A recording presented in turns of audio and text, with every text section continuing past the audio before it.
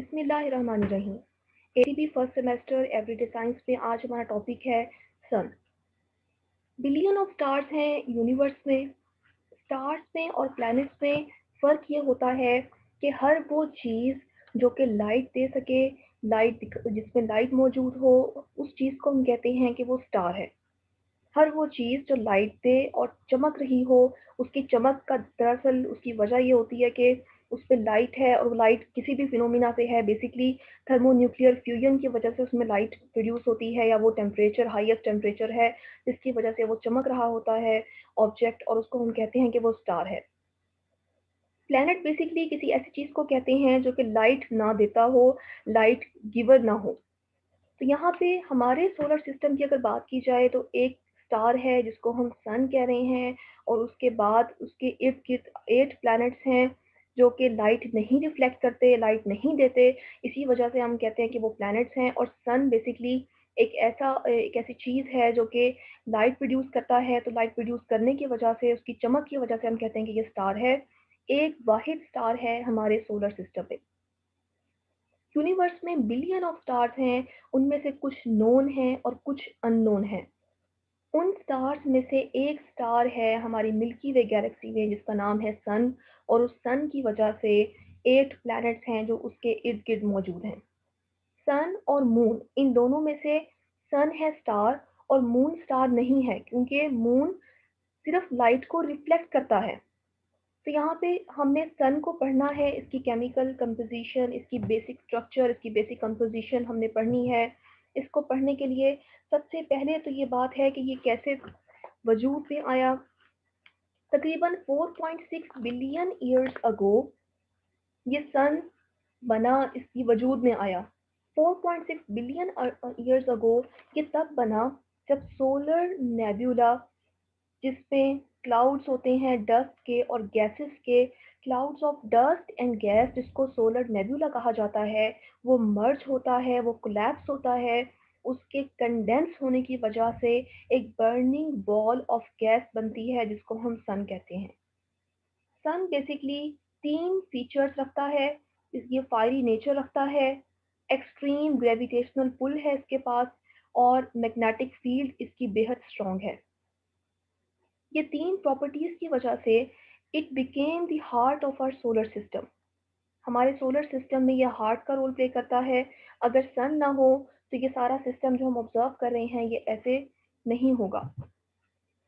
इसलिए 4.6 billion years ago बना, और कहा यह जाता है कि अगले 5-6 बिलियन ईयर्स तक ये ऐसे ही चमकता रहेगा, ऐसे ही रहेगा, और उसके बाद ये रेड जाइंट स्टार में बदल जाएगा, रेड जाइंट स्टार में चेंज हो जाएगा। और उसके बाद क्या होगा ये हम में से किसी को भी मालूम नहीं है। तो बहरहाल अब यहाँ पे इसका मैस, इसका डायमीटर और इसका टेम्परेचर। अब हमारे सोलर सिस्टम का 100% जो मैस है, उस 100% में से 99.8% मैस सन के पास है।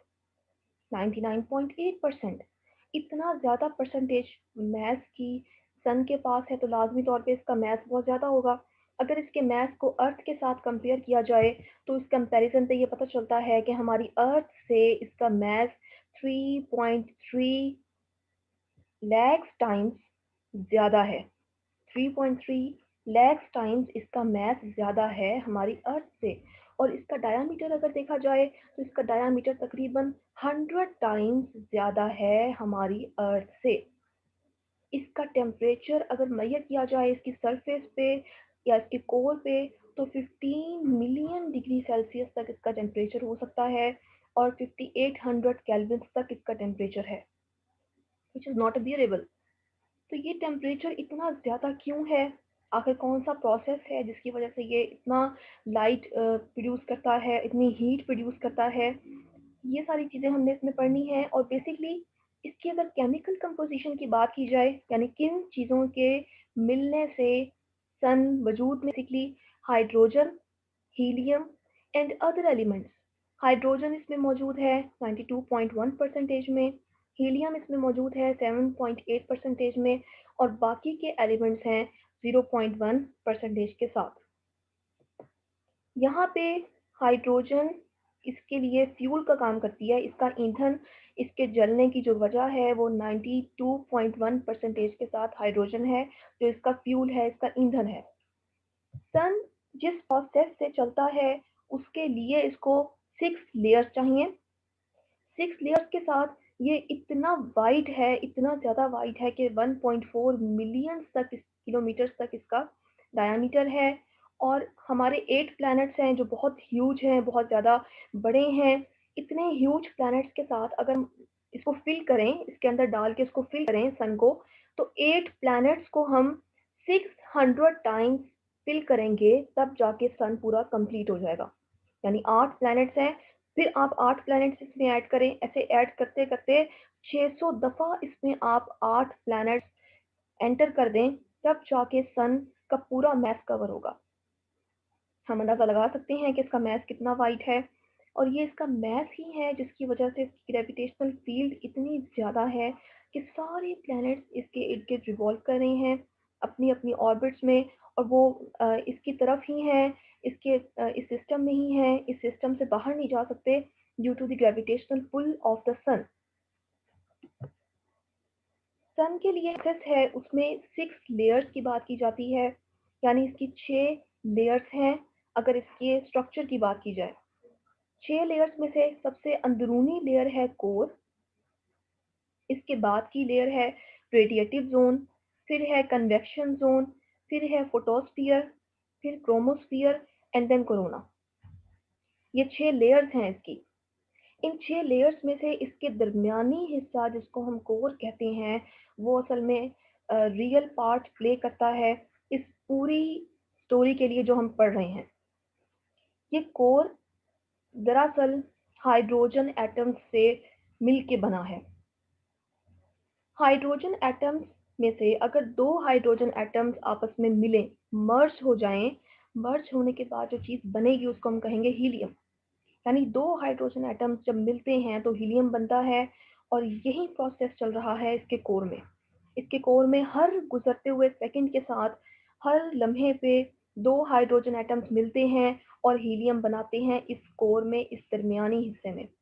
ये प्रोसेस जो मैंने आपको बताया, जिसमें 2 हाइड्रोजन एटम्स मिलते हैं तो हीलियम बनता है, इसको कहा जाता है थर्मोन्यूक्लियर फ्यूजन।